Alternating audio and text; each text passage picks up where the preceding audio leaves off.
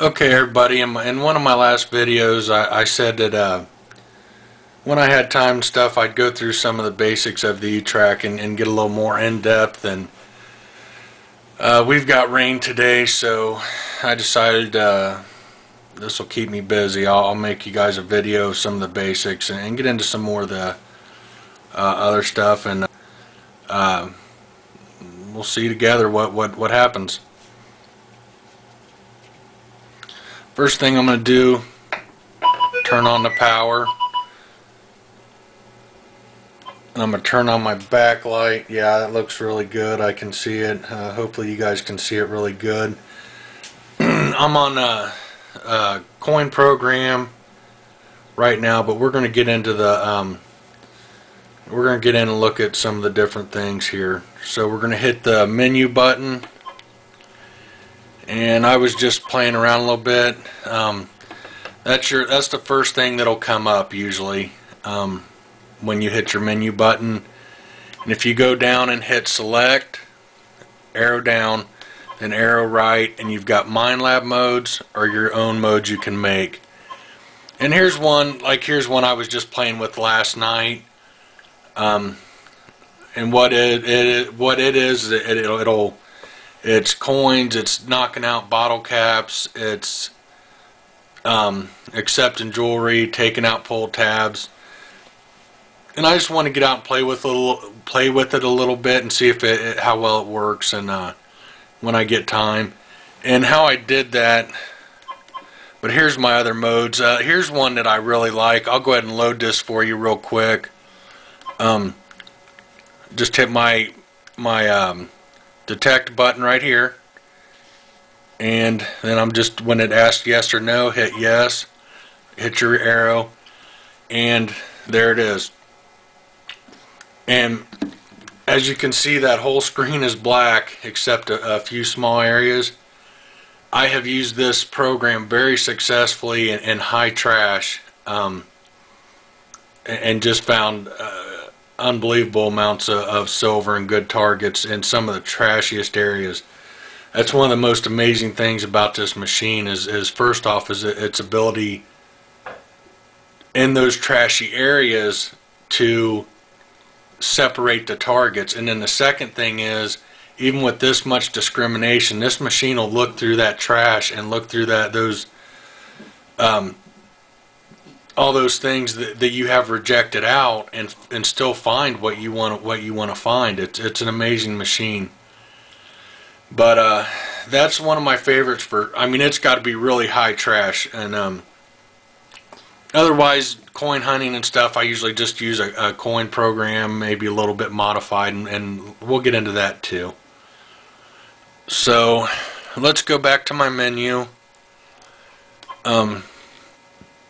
Here's where you can store patterns separate from your modes. And let's say when you've got your program user modes, and let's go to select, and let's go to my mode. Let's load it. Yes. Now, when you've got a mode selected, you can change other things and save it as well. Like, you could have your sensitivity, volume. Like here, I've got my volume gain turned up. I've got my response normal. Tone ID, instead of like 24, 25, it's at 29. Now let me get back up there. When you're in patterns, this is just saving the screen how you want.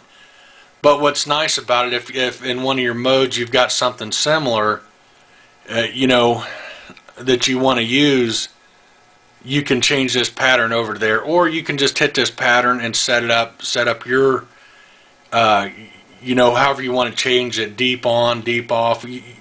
But you get what I'm saying. And with the patterns, it doesn't save that. It's just simply saving the screen how you want it, but it gives you 4 more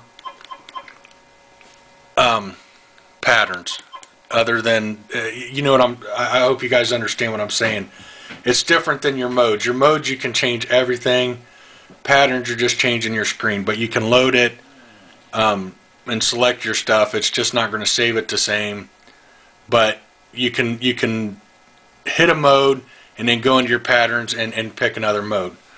Okay, let's go back up to, let's go over to sensitivity. You know, there's not a whole lot going on there. It's very simple, and you know, you can choose your sensitivity, whether you're manual or auto, where you want them set at. But now let me show you this. Let's go back to detect, and right now, as you see, we're in auto and we were at +1. There's +2, +3. Now if you hit one of your side buttons, it'll jump back from auto to manual.